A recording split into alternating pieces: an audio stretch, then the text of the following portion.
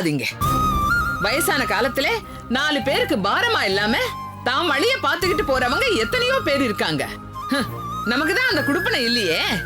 உங்க புள்ள என்னடான்னா தொட்டதுக்கெல்லாம் கோச்சுக்கிட்டு நிக்கிறாரு.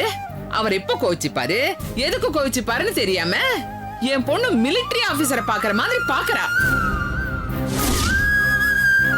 நடுவுல நீங்க என்னடான்னா பால்கோவா கொண்டு வரேன்னு கொண்டு வந்துட்டு என் பொண்ணையும் அவ வயித்துல இருக்கிற குழந்தையும் ஒரே அடியா காலி பண்ணுன்னு பாக்குறீங்க.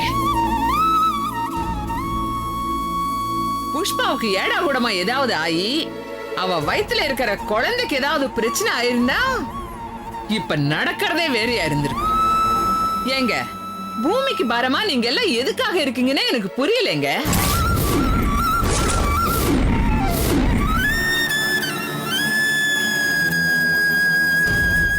இத பாருங்க, என் பொண்ண பாத்துக்க எனக்கு தெரியும். இன்னொரு வாட்டி அவளுக்கு அது பிடிக்கும் இது பிடிக்கும்னு எதையாவது எடுத்துக்கிட்டு அந்த பக்கம் வந்தீங்க, நான் மனுஷியாவே இருக்க மாட்டேன். என் பொண்ணு நல்லபடியா பெத்து பொழைச்சி வீட்டுக்கு வர வரைக்கும் அவளை கொஞ்சம் நிம்மதியா வாழ விடுங்க.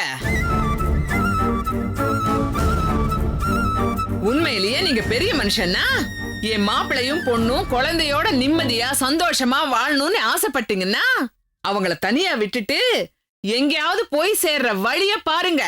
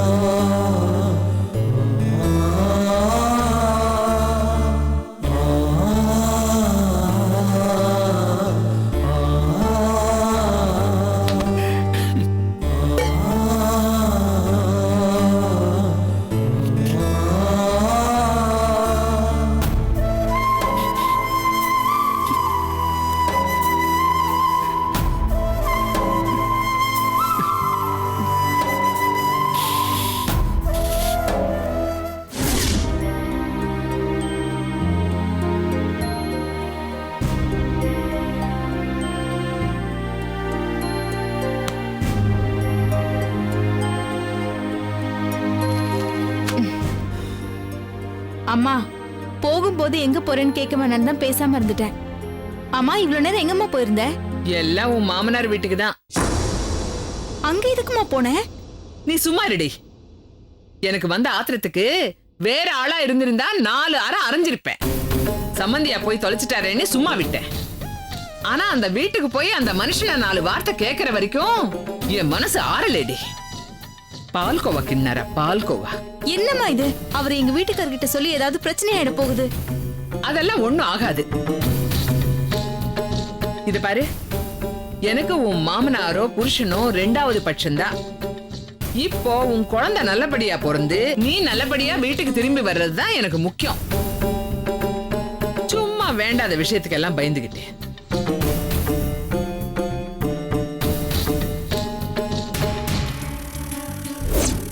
சரி சரி, நான் அங்க போயிட்டு வந்த விஷயத்தை பத்தி பேசாதே. அவங்க வர்றாங்க. யார் எது கொடுத்தாலும் சாப்பிடாத. கண்டது எல்லாம் தின்னுட்டு என்ன பாடுபட்ட பாத்தியா? நீ வாந்தி எடுத்தது பார்த்து என் உயிரே போச்சு. இனிமே இந்த மாதிரி எல்லாம் பண்ணாத. அந்த எண்ணெய் பலகாரத்தை எல்லாம் கொஞ்சம் நிறுத்து.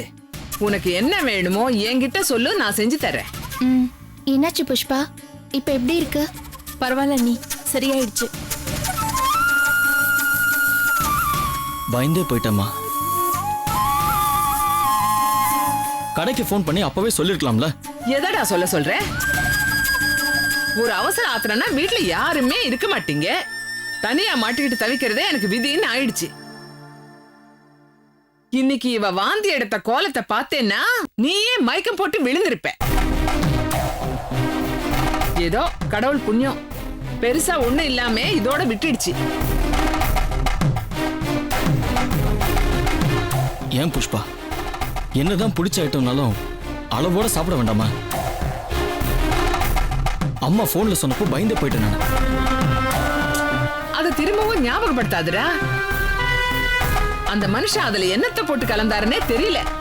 விளக்கெண்ண கொட்டினாரோ இல்ல விஷத்தையே கலந்துட்டாரோ. இவளும் காணாத கண்டவ மாதிரி அள்ளி அள்ளி தின்னுட்டா. வந்து சேர்ந்துடுங்க பாரு எல்லாமே. அவர் ஏதோ பாசமா செஞ்சு எடுத்துட்டு வந்திருக்காரு அத்தை. இப்படி எல்லாம் நடக்கும்னு அவரு நினைச்சிருப்பாரா? யாருக்குடி வேணும் உங்க பாசம்? என் பொண்ணு நல்லபடியா சுகப்பிரசவம் ஆகி வரணும்னு ரா பகலா நான் தவிக்கிற தவிப்பு இவங்க யாருக்காவது புரியுமா? என்ன தவிர மத்த எல்லாருடைய பாசமும் கோயிலாங்கடைக்கு போடுறதுக்கு தான் லாய்க்கு.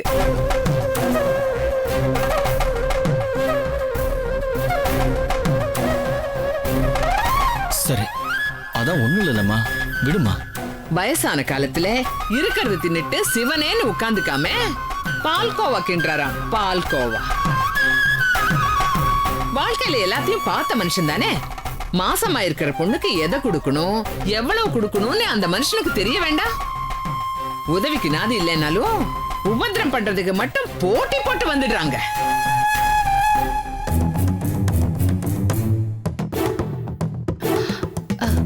அப்பா அப்படிப்பட்டவர் இல்ல அத்தை. ஓ, அவர் உனக்கு அப்பா ஆயிட்டாருல்ல, மறந்தே போச்சுமா. உன்னை வச்சுட்டு பேசுறேன் பாரு. ஏன் உங்க அப்பா உனக்கு பால்கோவா கிண்டி கொடுக்க வேண்டியது தானே? வாந்தி எடுக்க வேண்டிய நீ எடுக்காம இருக்க. வாயும் வயிறுமா இருக்கிற என் பொண்ணு வண்டி வண்டியா வாந்தி எடுத்து வயத்தை கலக்கிட்டு இருக்கா. எல்லாம் என் தலை எழுத்து. அம்மா,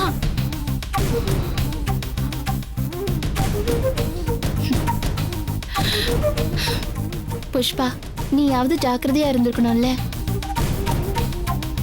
அத்தை கவலைப்படுறதுல தப்பே இல்லை. நீயும் கொஞ்சம் புரிஞ்சு நடந்துக்கணுமா.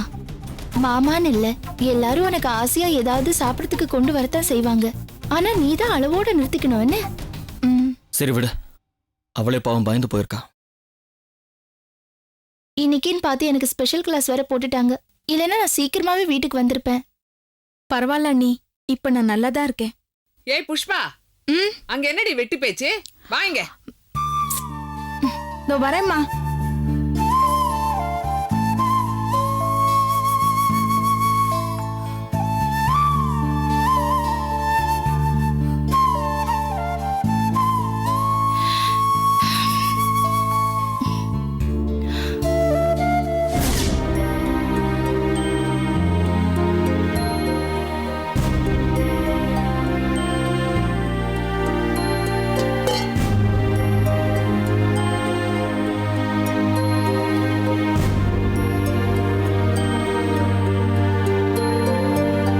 பொண்ணையும் அவ வயித்துல இருக்கிற குழந்தையும் ஒரே அடியா காலி பண்ணுன்னு பாக்குறீங்க.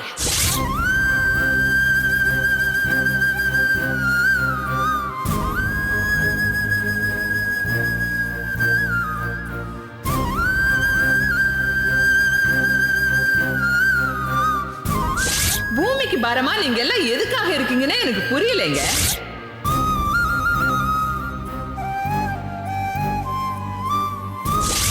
உண்மையிலேயே நீங்க பெரிய மனுஷன்னா என் மாப்பிளையும் பொண்ணும் குழந்தையோட நிம்மதியா சந்தோஷமா வாழணும்னு ஆசைப்பட்டீங்கன்னா அவங்கள தனியா விட்டுட்டு எங்கேயாவது போய் சேர்ற வழிய பாருங்க.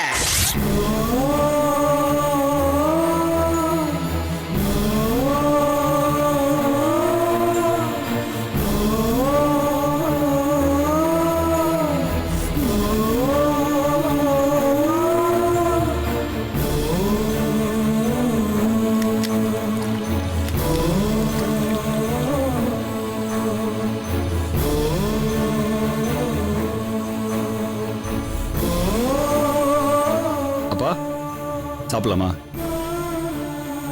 அப்பா சாப்பிடலாமா? சாப்பிடலாம்ப்பா.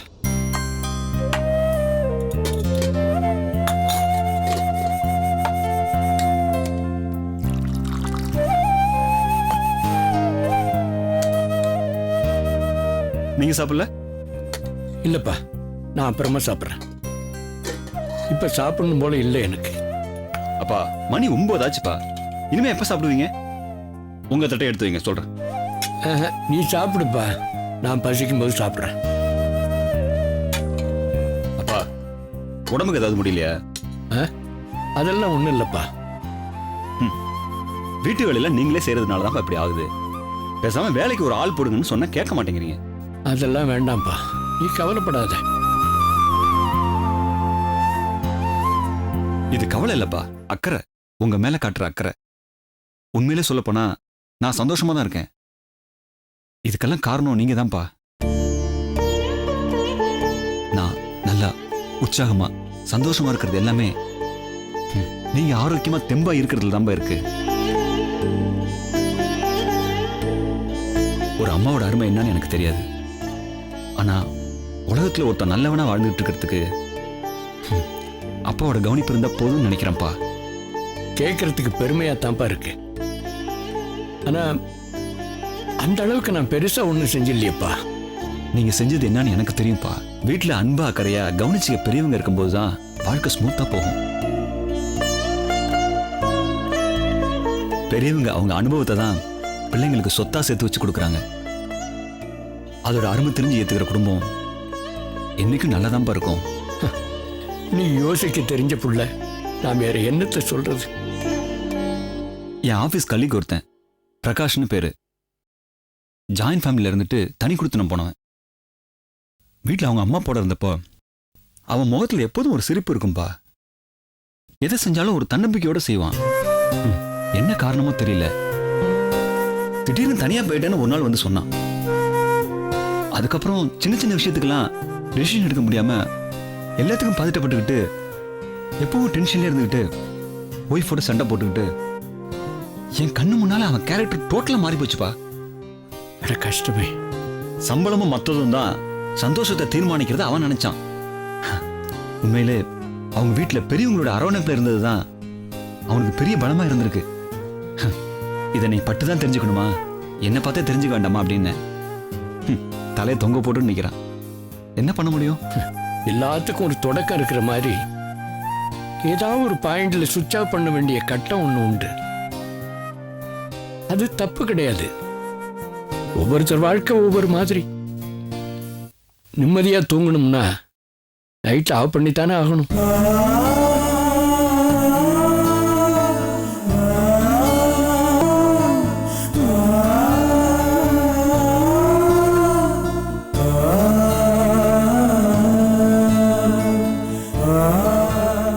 போதும்பா, இருப்பா, இன்னும் கொஞ்சம் போட்டு. போதும் போதும்.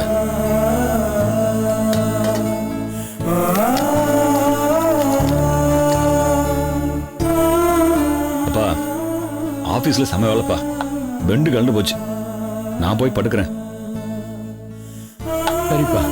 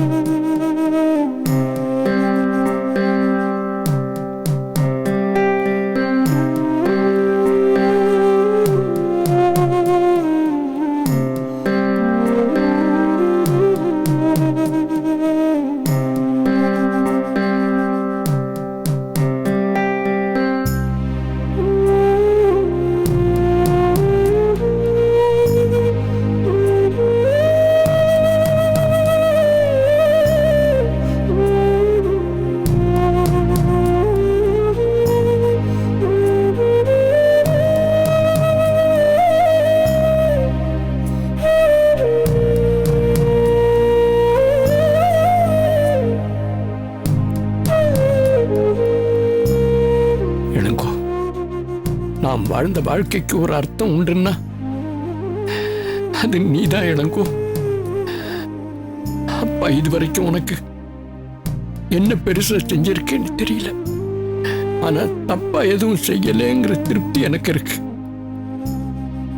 நீ எப்பவும் சந்தோஷமா இருக்கிறது ஒண்ணுதான்ப்பா எனக்கு முக்கியம். என்னால உனக்கு ஒரு கஷ்டமும் வந்துடக்கூடாதுப்பா. நீ நல்லா இருக்கணும். நீ நல்லா இருக்கணும்.